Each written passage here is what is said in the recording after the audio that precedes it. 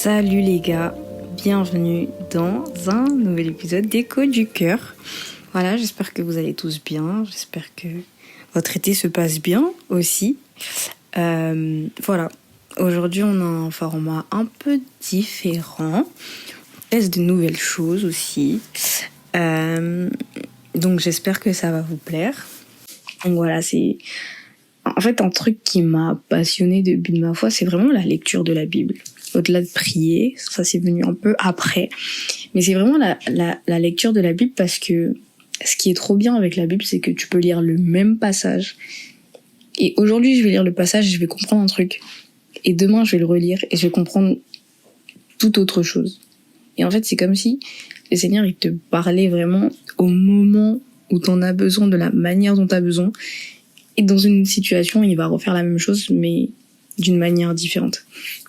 Et en fait, c'est comme ça qu'on se rend vraiment compte que la Bible, c'est pas un livre, c'est vraiment une parole vivante. Donc, franchement, c'est trop bien. Et en fait, il y a plusieurs passages ou des paraboles, des histoires dans la Bible que j'ai eu du mal à comprendre. Je vous mens pas, au début, j'avais pas ce truc de lire la parole avec la compréhension qu'il fallait avoir, ou comment dire, plutôt j'avais pas à cœur de lire la parole en essayant de comprendre ce que Dieu essaye de transmettre, et donc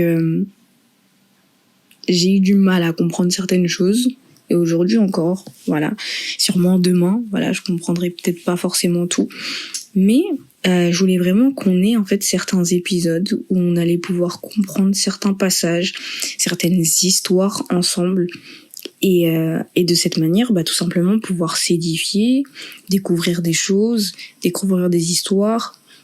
Vous qui n'avez peut-être pas lu cette histoire-là, vous donnez envie de la lire, et voilà.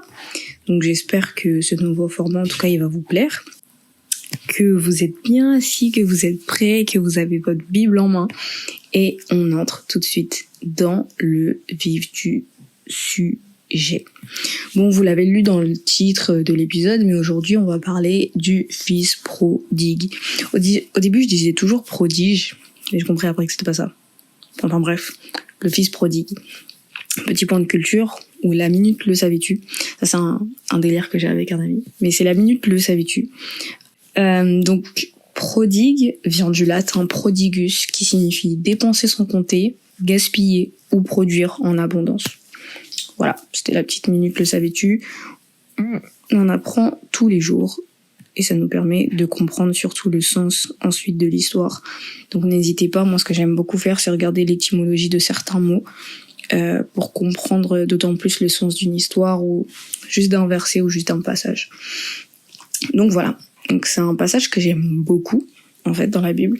Pourquoi ? Parce que, honnêtement, j'ai mis du temps à le comprendre. En fait, il y a des gens ils étaient en mode non mais, enfin, Stécie, c'est super simple à comprendre, et j'ai mis du temps à le comprendre. Et je pense que c'est parce que je m'identifiais beaucoup au fils qui est resté auprès de son père. Et je trouvais ça grave injuste pour lui. Mais on va rentrer dans le vif du sujet. On va entrer d'abord plus en détail. D'abord, ouvrons notre Bible en Luc, chapitre 15, à partir du verset 11. Je vous laisse un peu de temps, le temps que vous y êtes. Voilà. Luc, chapitre 15, à partir du verset 11. Ok. Il dit encore: un homme avait 2 fils. Le plus jeune dit à son père: mon père, donne-moi la part de bien qui doit me revenir. Et le père leur partagea son bien. Peu de jours après, le plus jeune fils, ayant tout ramassé, partit pour un pays éloigné, où il dissipa son bien en vivant dans la débauche. Lorsqu'il eut tout dépensé, une grande famine survint dans ce pays, et il commença à se trouver dans le besoin. Il alla se mettre au service d'un des habitants du pays, qu'il envoya dans ses champs garder les pourceaux. Il aurait bien voulu se rassasier des carouges que mangeaient les pourceaux, mais personne ne lui en donnait. Étant rentré en lui-même, il se dit: combien de mercenaires chez mon père ont du pain en abondance, et moi, ici, je meurs de faim. Je me lèverai, j'irai vers mon père, et je lui dirai, « Mon père, j'ai péché contre toi et contre le ciel. Je ne suis plus digne d'être appelé ton fils. Traite-moi comme l'un de tes mercenaires. » Et il se leva et alla vers son père. Comme il était encore loin, son père le vit et fut ému de compassion. Il courut se jeter à son cou et le baisa. Le fils lui dit, « Mon père, j'ai péché contre le ciel et contre toi. Je ne suis plus digne d'être appelé ton fils. » Mais le père dit à ses serviteurs, « Apportez vite la plus belle robe et l'en revêtez. Mettez-lui un anneau au doigt et des souliers aux pieds. Amenez le veau gras et tuez-le. Mangeons et réjouissons-nous. Car mon fils que voici était mort et il est revenu à la vie. Il était perdu et il est retrouvé. » Et ils commencèrent à se réjouir. Or le fils aîné était dans les champs. Lorsqu'il revint et approcha de la maison, il entendit la musique et les danses. Il appela un de ses serviteurs et lui demanda ce que c'était. Ce serviteur lui dit, « Ton frère est de retour, et parce qu'il l'a retrouvé en bonne santé, ton père a tué le veau gras. » Il se mit en colère et ne voulut pas entrer. Son père sortit et le pria d'entrer. Mais il répondit à son père, « Voici, il y a tant d'années que je te sers, sans avoir jamais transgressé tes ordres, et jamais tu ne m'as donné un chevreau pour que je me réjouisse avec mes amis. Et quand ton fils est arrivé, celui qui a mangé ton bien avec des prostituées, c'est pour lui que tu as tué le veau gras. Mon enfant, lui dit le père, tu es toujours avec moi, et tout ce que j'ai est à toi. Mais il fallait bien s'égayer et se réjouir, parce que ton frère que voici était mort et qu'il est revenu à la vie, parce qu'il était perdu et qu'il est retrouvé. » Amen. Amen, amen, amen. Amen. Bon, faut que je vous explique un peu.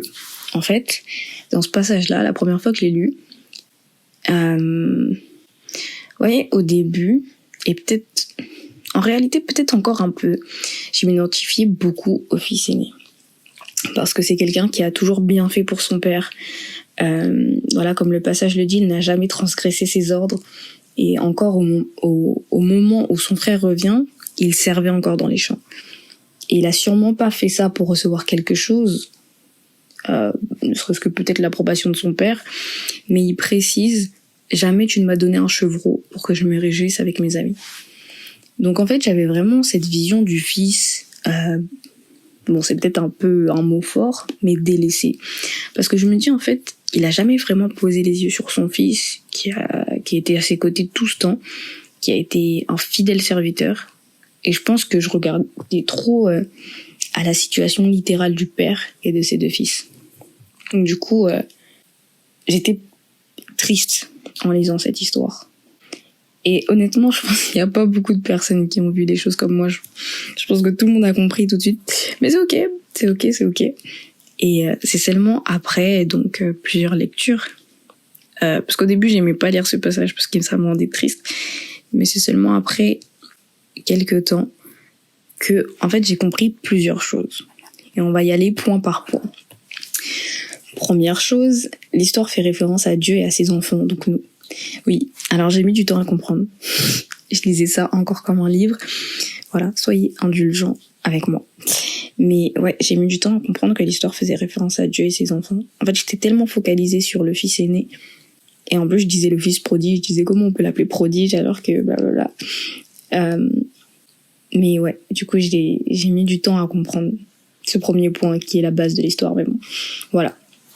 Ensuite, en fait, j'ai compris une chose au fur et à mesure de lire, c'est que le fils aîné, en fait, il est constamment dans la présence de son père. Et si tu fais le parallèle, nous, on est constamment dans la présence de Dieu. Du moins, on a constamment accès à la présence de Dieu. Et en fait, je me suis rappelé ça. Demandez et vous recevrez. En fait, le Père dit lui-même, tu es toujours avec moi. Et tout ce que j'ai est à toi. Et en fait, je pense que le fils aîné, il avait déjà tout. Il avait déjà tout. Le veau gras, il l'avait. C'était à sa portée de main, en fait. Il avait déjà toutes ces choses parce qu'il vivait auprès de son père. Il était constamment dans la présence de son père. Et je pense que s'il avait demandé tout simplement à son père un chevreau, je pense pas qu'il lui aurait refusé. Parce que c'est une grâce que d'être toujours dans la présence de son père. De se dire que voilà, je vis chez mes parents, j'ai un toit, j'ai de quoi manger, j'ai des habits, j'ai toutes ces choses. Et fallait plus le voir comme ça. Troisième chose que j'ai compris, c'est que le fils prodigue qui s'éloignait de la présence de Dieu, il a vite sombré dans la débauche. Et en fait, ça nous montre que quand t'es éloigné de Dieu, en fait, ça nous mène tout de suite vers le péché, parce que quand t'es dans une pièce, que la lumière est allumée, une fois que t'as éteint la lumière, ou que tu t'éloignes de la lumière au fur et à mesure, tu vas trouver forcément les ténèbres. C'est logique. Mais en fait, il y a une petite subtilité. Il faut faire attention à quelque chose. Le fils prodigue, il n'est pas revenu vers son père en pensant simplement profiter des biens et du confort qu'il y a chez lui.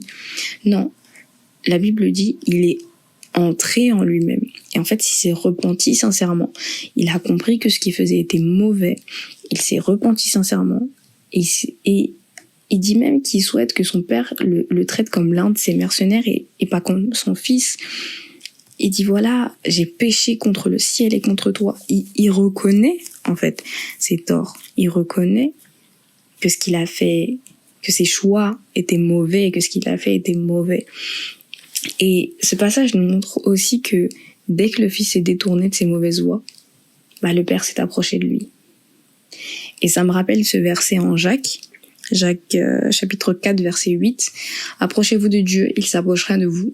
Purifiez-vous, vous qui êtes pécheurs. Nettoyez vos cœurs, vous qui êtes faux. » Et en fait, tu remarques que au moment où il se détourne des voies mauvaises, directement, il s'approche de Dieu. Si tu t'éloignes des ténèbres, tu te rapproches forcément de la lumière, en fait. Et ce qui m'a touchée, une fois que j'ai compris l'histoire, c'est que le père, il n'a pas attendu que le fils soit chez lui. C'est écrit qu'il l'a vu de loin et que de loin, il fut ému de compassion. Et j'ai pensé à ce moment où Jésus, je sais plus c'est dans quel évangile, où Jésus est ému de compassion devant la foule. Et il l'a vu de loin. Et c'est pour ça que tu comprends que quand t'es éloigné, t'as pas besoin de revenir tout de suite directement jusqu'à chez ton père. Détourne-toi des voies mauvaises, ton père te voit. Tu vois, et il l'a vu au loin, et il a couru vers lui, ému de compassion. En fait, il attendait que ça. Et ça me rappelle un autre verset, Luc 15, verset 10. De même, je vous le dis, il y a plus de joie devant les anges de Dieu pour un seul pécheur qui se repent. Et ce verset, il est dingue. Franchement, en écrivant, j'ai trouvé ce verset, il est dingue. Et en fait, tu te dis que ce fils, il a connu la mort, qui est le salaire du péché. Le péché, ça veut dire rater le but. Le but, la fin en soi, c'est Dieu. Donc, aux yeux de Dieu, quand on pêche, on est mort. Notre homme spirituel est mort. Et parce qu'il s'est repenti, il a détourné son regard du malin, il a retrouvé la lumière, qui est Jésus, il a retrouvé le chemin, et donc, il a retrouvé la vie. Et en fait, c'est une histoire qui est magnifique. Parce que t'as les enfants chrétiens qui sont dans la présence du Père, qui ont accès à tout. Et t'as ce fils qui s'éloigne, qui tombe dans la débauche, qui tombe dans le péché. Mais il n'est pas renié. Il y a toujours une possibilité, par repentance sincère, de revenir vers son Père. Et en fait, la morale de cette histoire, c'est quoi finalement ? Encore une fois, ça n'engage que moi. Tout le monde a une compréhension différente selon ce que l'esprit lui permet de comprendre. Mais pour moi, la morale de cette histoire, c'est quoi ? D'abord, dès que vous voyez qu'un frère revient à la maison en bonne santé, comme le dit le passage, réjouissez-vous. Parce que dites-vous qu'il y en a certains qui sont partis et qui sont jamais revenus, qui sont réellement morts, sans avoir eu cet accès de nouveau à Christ. Donc, dites-vous que chaque personne qui revient à la maison, c'est une âme de moins pour l'ennemi, et ça agrandit le royaume de Dieu, ça agrandit la maison, de gloire à Dieu. Vous qui êtes déjà chez votre Père, rendez gloire à Dieu en fait, de ce que vous connaissez la vie et non la mort. Ne cherchez pas à vouloir tout connaître à l'extérieur. Ça vaut pas le coup. ça vaut pas le coup, vous allez juste revenir brisé. Ça vaut vraiment pas le coup. Il y a plusieurs personnes avec qui j'ai parlé qui me disaient, moi je suis née à l'église, donc j'ai pas connu ça, j'ai pas de témoignage, voilà, j'ai vécu un trauma, etc. Mais gloire à Dieu, en fait, que t'as pas vécu de trauma. Le but d'être chrétien, c'est pas celui qui a le plus gros témoignage de j'ai été brisé. Non, c'est pas le but. Si t'as pas été brisé, rends gloire à Dieu. Le but, c'est pas que tu le sois. Le but, c'est que chacun puisse, selon sa voix, selon son histoire, trouver la face de Dieu, trouver Dieu sincèrement. Donc vous qui êtes bénis d'entre les fils, puisque votre Père, il pourvoit à tous vos besoins selon toutes les richesses en gloire, rendez gloire à Dieu. Vraiment, rendez gloire à Dieu. Parce que vous avez tout, en fait. Vous avez tout, sans même vous en rendre compte. Mais vous avez tout. Et pour ceux qui sont loin, sachez que votre Père n'est pas fâché. Il va pas vous renier. Il attend juste avec impatience votre retour à la maison, finalement. Et en fait, il vous suffit juste de changer votre direction, de changer vos voies mauvaises et de vous repentir sincèrement. Vous n'êtes pas obligé de mourir dans le péché. Votre Père, en fait, il est juste rempli de compassion à l'idée que son enfant rentre à la maison. Et j'espère en tout cas que le message il est passé pour les deux parties. Et j'aimerais juste d'ailleurs ajouter quelque chose. Ces derniers temps, je prie beaucoup, vraiment avec compassion. Je sais pas si je dirais beaucoup, mais du moins avec compassion, pour les âmes perdues, pour les âmes brisées, pour les âmes égarées. Et j'aimerais dire à ces personnes, sachez juste que il y a sincèrement quelqu'un qui vous aime, d'un amour tellement grand que en fait personne va être irrité de votre retour à la maison. On va tous profiter, on va tous faire la fête, je vous assure. Mais dites-vous vraiment que voilà, il y a cette personne qui vous aime sincèrement, malgré vos tâches, malgré vos mauvaises décisions, malgré vos écartements. Cette personne, en fait, ce qui est bien avec Dieu, c'est que son amour, il est pas conditionnel. C'est pas je t'aime tant que tu lis la Bible, je t'aime tant que tu fais ci, je t'aime tant que tu fais ça. Il nous aime peu importe. Peu importe. Et ça, c'est tellement une grâce. Et en tout cas, si vous êtes dans ce cas-là et que voilà, vous avez écouté tout cet épisode, entre dans ton lieu secret et retourne vers ton Père.